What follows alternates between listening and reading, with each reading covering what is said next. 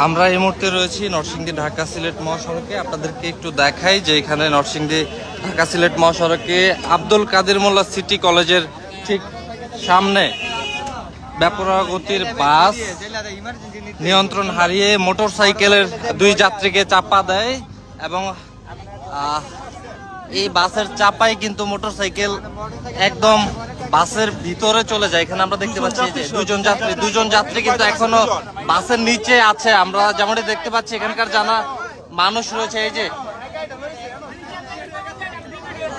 কতটা নির্মম চিত্র এই মুহূর্তে এখানে আমরা দেখতে পাচ্ছি যে মোটরসাইকেল সহ দুইজন কিন্তু এখন এই বাসের নিচে, এবং আমরা যেমনটি জানতে পেরেছি যে দুইজন এখানে স্পটেই নিহত হয়েছেন।